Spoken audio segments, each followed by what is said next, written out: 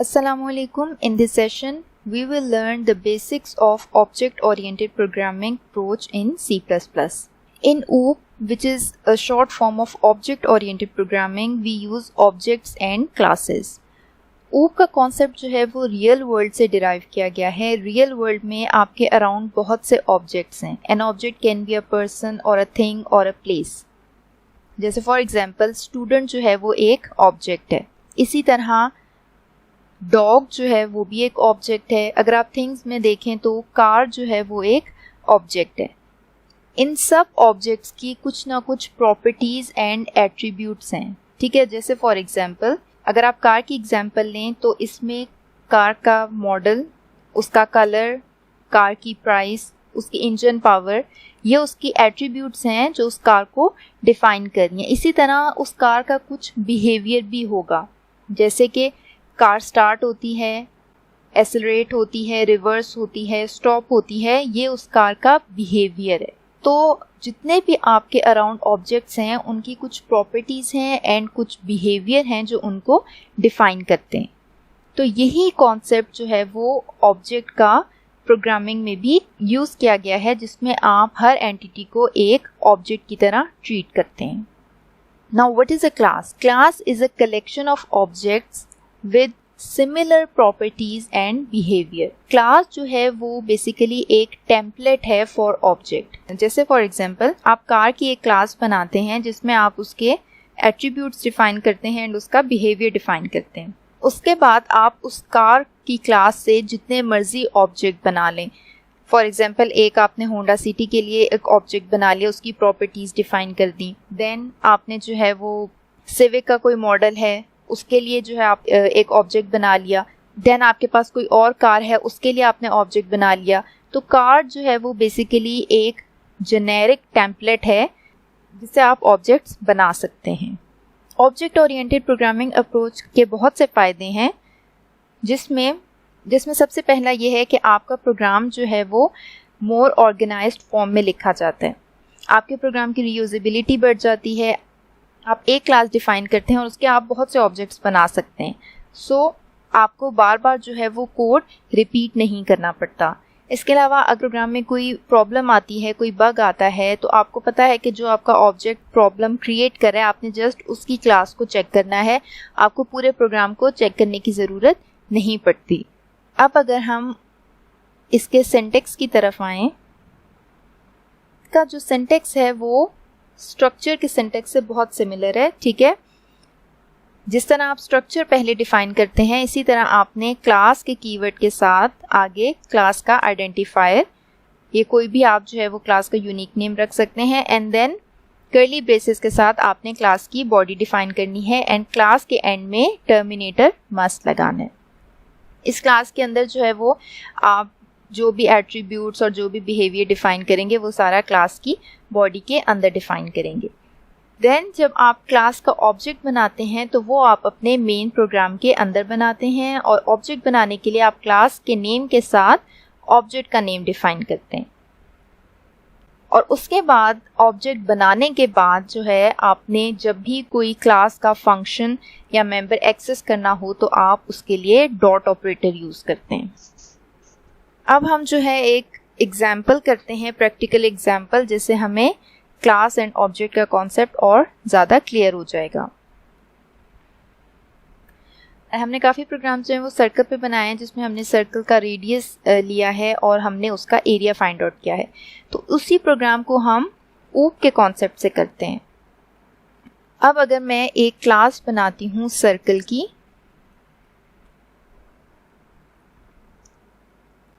अच्छा, अब मैंने सर्कल की कुछ एट्रीब्यूट्स डिफाइन करने हैं. ठीक है, तो जो आपके ऑब्जेक्ट के एट्रीब्यूट्स या प्रॉपर्टीज़ होती हैं वो आपके वेरिएबल्स होते हैं, जिनको आप मेंबर वेरिएबल्स भी कहते हैं, उस क्लास के मेंबर वेरिएबल्स. सर्कल के केस में हमें पता है कि हमारे पास एक रेडियस होता है, तो मैं एक फ्लोट रेडियस का वेरिएबल ले लेती हूँ. नाउ जो आपने बिहेवियर डिफाइन करना होता है वो बेसिकली आपके पास फंक्शंस होते हैं. तो अब सर्कल के केस में हम एक फंक्शन बना सकते हैं गेट एरिया का, जो कि हमें सर्कल का एरिया रिटर्न करेगा.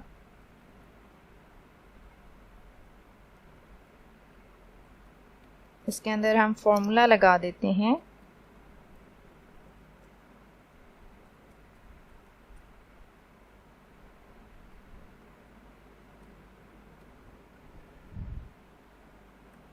अच्छा, C++ में आपके पास बाय डिफ़ॉल्ट क्लास के मेंबर फंक्शंस और क्लास के मेंबर वेरिएबल्स जो हैं वो बाय डिफ़ॉल्ट प्राइवेट होते हैं।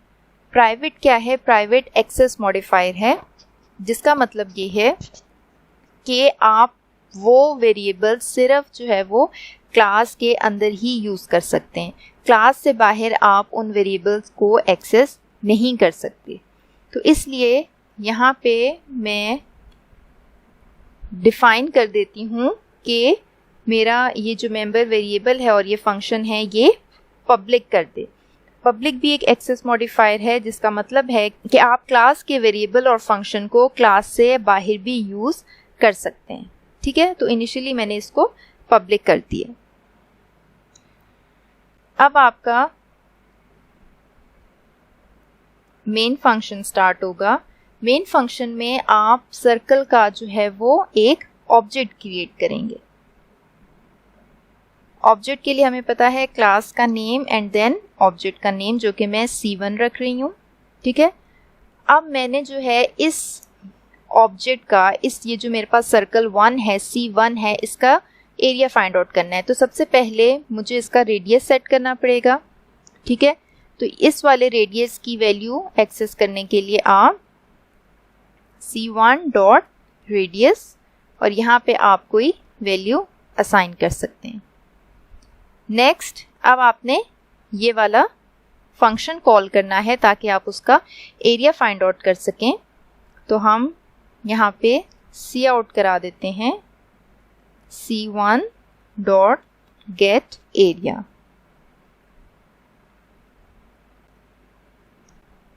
अब आप इस प्रोग्राम को रन करें तो उसने आपको C1 सर्कल का जो है वो एरिया फाइंड आउट करके बता दिया। अब हमारे पास एक से ज़्यादा सर्कल्स हैं जिनका हमने एरिया फाइंड आउट करना है, तो हम ऑब्जेक्ट्स बनाएंगे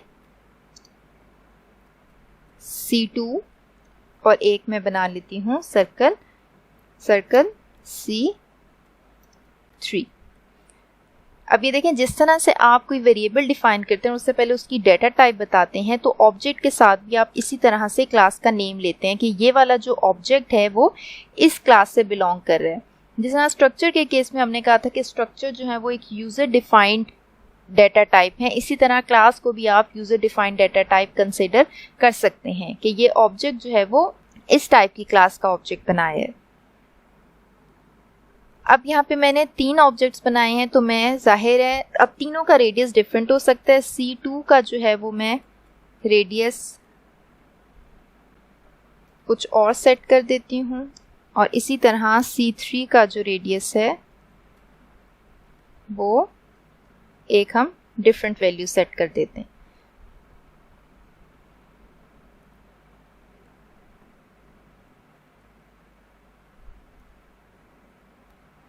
अब इसी तरह इन सब का जो है वो हम एरिया भी फाइंड आउट कर लेते हैं। अब जहाँ पे मैंने C2 ऑब्जेक्ट का एरिया फाइंड आउट करना है, तो मैं डॉट ऑपरेटर से पहले C2 के साथ जो है वो उस फंक्शन को कॉल करूँगी। यहाँ पे हम साथ प्रिंट भी करा देते हैं area of C1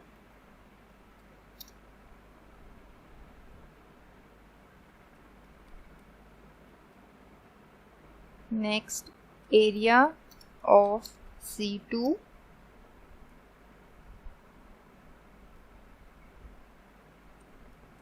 and L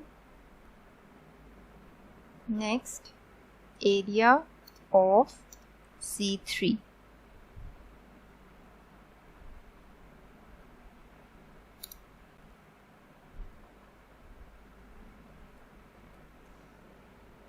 अब इस प्रोग्राम को रन करते हैं। अब देखें, हमारे पास उन तीनों ऑब्जेक्ट्स के जो हैं वो उनके रेडियस के according different areas find out हो गए। यहाँ पे अगर हम इधर से पब्लिक को रिमूव कर देते हैं, ठीक है, मैंने अपना जो मेंबर फंक्शन है उसको पब्लिक ही रखा है, लेकिन मैंने मेंबर वेरिएबल से ऊपर कोई भी एक्सेस स्पेसिफायर नहीं लगाया। अब आप अगर इस प्रोग्राम को रन करें तो इसमें जो है वो एरर शो हो जाएगा। एरर क्या है? Radius is private, which means के बाय डिफ़ॉल्ट जो हैं आपकी क्लास के वेरिएबल्स जो हैं वो प्राइवेट होते हैं, तो उन्हें आप क्लास से आउटसाइड उनके ऑब्जेक्ट से भी एक्सेस नहीं कर सकते। ये इस वजह से है कि आपके जो है वो प्रोग्राम की प्राइवेसी इंक्रीज हो जाए।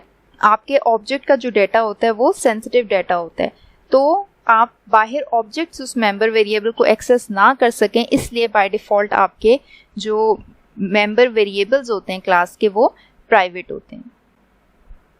और अगर आपने उनको पब्लिक करना है कि वो क्लास से बाहर भी एक्सेस हो सकें, तो आपने यहाँ पे एक्सेस मॉडिफायर स्पेसिफाई करना है। नाउ जो है ये रेडियस के मेंबर्स को एक्सेस कर रहा है। नॉर्मली जो है वो आप अपने प्रोग्राम में वेरिएबल्स को प्राइवेट रखते हैं और फंक्शंस को पब्लिक रखते हैं। ओके, अब हम जो है वो कुछ प्रोग्राम्स करते हैं।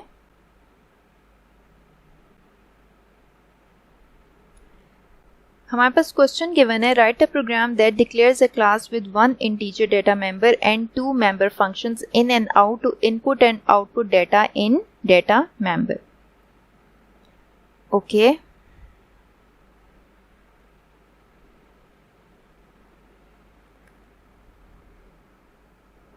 हमें यहाँ पे क्लास का गेम गिवन नहीं है, तो हम क्लास का नेम ए रख लेते हैं। इसके अंदर हमें गिवन है कि हमने एक data member integer data member define करना है, मींस एक इंटीजर वेरिएबल डिफाइन करना है, और two member functions in and out. तो हम ले लेते हैं इंट नम। यहाँ पे हम एक फंक्शन बना रहे हैं void in, जिसमें हमने यूजर से नंबर इनपुट कराना है। एंटर नंबर,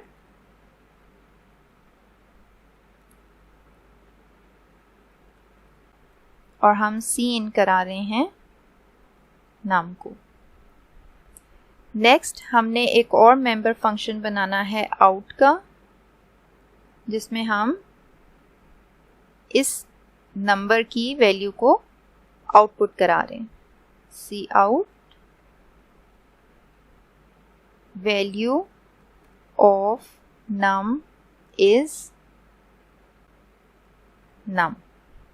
ठीक है, ये आपने अपनी क्लास डिफाइन कर दी है, जिसमें आपने एक इंटीजर वेरिएबल लिया है और दो फंक्शंस डिफाइन किए। इनमें आप यूजर से इनपुट ले रहे हैं नम में, और आउट वाले फंक्शन में आप उस नम की वैल्यू को प्रिंट करा रहे हैं। अब ये तो होगी आपकी क्लास की डेफिनेशन। नेक्स्ट आपने मेन में उस क्लास का ऑब्जेक्ट बनाना है। ठीक है, तो ऑब्जेक्ट बनाने के लिए हम क्लास का नेम एंड देन आगे ऑब्जेक्ट का नेम लिखेंगे। अब हम जो है वो पहले इन का फंक्शन कॉल करेंगे एंड देन हम आउट का फंक्शन कॉल करेंगे। अब पहले हम इस प्रोग्राम को रन करके देखते हैं कि क्या ये एक्सेस कर लेगा उसके डाटा मेंबर्स को। तो ये एक्सेस नहीं करा, क्योंकि बाय डिफ़ॉल्ट जो है वो आपके मेंबर फंक्शंस जो हैं वो प्राइवेट होते हैं। तो यहाँ पे आपको पब्लिक स्पेसिफायर डिफाइन करना पड़ेगा कि आपका इन और आउट जो है वो आप अपने क्लास से बाहर भी एक्सेस कर सकें। तो अब आप इस प्रोग्राम को रन करें। एंटर नंबर, मैं 8 एंटर करती हूँ तो वो वैल्यू जो है वो नम वेरिएबल को असाइन हो गई है। सो ये एक सिंपल सी एग्जांपल थी जिसमें हमने क्लासेस का और ऑब्जेक्ट्स का यूज़ किया है। नेक्स्ट एक और क्वेश्चन करते हैं। Write a program that define a class result with 3 data members to store 3 marks. Write 3 functions in to input marks, sum to calculate and return the sum, and average to calculate and return the average marks.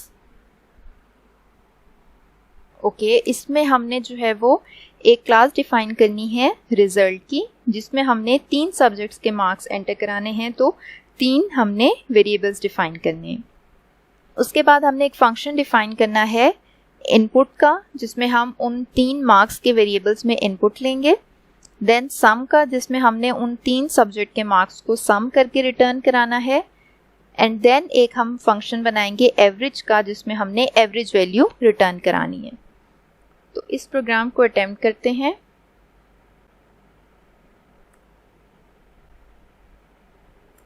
सबसे पहले हम अपनी class define करते हैं। Class आपको बताया आप main से बाहर डिफाइन करेंगे। Class result. अब रिजल्ट में हमने सबसे पहले उसके वेरिएबल्स डिफाइन करने हैं। तो हम int m1 m2 m3 3 हमने वेरिएबल्स इंटीजर टाइप की ले लिए हैं। अब हम एक्सेस स्पेसिफायर पब्लिक यूज़ करेंगे और अपने फंक्शंस डिफाइन करेंगे। सबसे पहले हमने इनपुट लेनी है, तो हम उसकी रिटर्न टाइप वॉइड ही रखते हैं।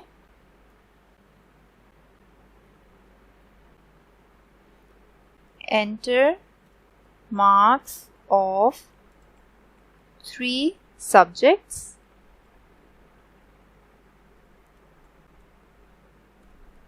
और नेक्स्ट हमने इन तीनों में सी इन करा लिया।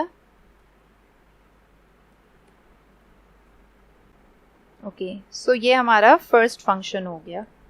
नेक्स्ट में हमने इन तीनों का सम रिटर्न करना है, तो हम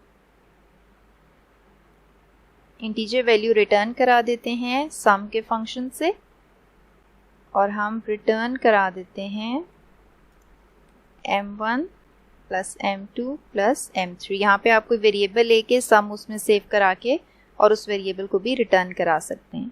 नेक्स्ट हमने एवरेज वैल्यू रिटर्न करानी है, तो हम फ्लोट लेंगे, आगे फंक्शन का नेम। यहाँ पे हम रिटर्न करा रहे हैं m1 plus m2 plus m3 divided by 3। ये वैल्यू हम रिटर्न करा रहे हैं। तो ये तो होगी हमारी क्लास की डेफिनेशन। अब हम मेन में अपनी क्लास का ऑब्जेक्ट बनाएंगे।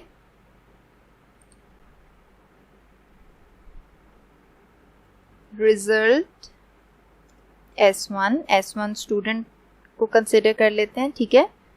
सबसे पहले S1 के हमने मार्क्स इनपुट कराने हैं, तो हम S1 डॉट इनपुट का फंक्शन कॉल करेंगे। नेक्स्ट हमने उसके मार्क्स का सम प्रिंट कराना है, हम सी आउट करा लेते हैं योर टोटल मार्क्स, और यहाँ पे हम फंक्शन को कॉल कर लेते हैं, कौन से वाले, सम फंक्शन। उसको हम ऑब्जेक्ट की हेल्प से कॉल करेंगे S1 डॉट सम। और नेक्स्ट हमने एवरेज वैल्यू फाइंड आउट करनी है। योर एवरेज इज S1, और अब हम एवरेज वाला फंक्शन कॉल कर लेते हैं। इस प्रोग्राम को रन करते हैं। Enter marks of 3 subjects 70, 80, 90। Your total marks 240 and your average is 80। तो इस तरह से अब मैं यहाँ पे जितने मर्जी स्टूडेंट्स के जो हैं वो ऑब्जेक्ट्स बना के S2, S3, S4 करके, और मैं उनके टोटल मार्क्स और एवरेज मार्क्स फाइंड आउट कर सकती हूँ। सो ये है ऊप के बेसिक कॉन्सेप्ट। आई होप के सेशन से आपको ऑब्जेक्ट ओरिएंटेड प्रोग्रामिंग का थोड़ा बहुत आइडिया हो गया होगा। Thank you.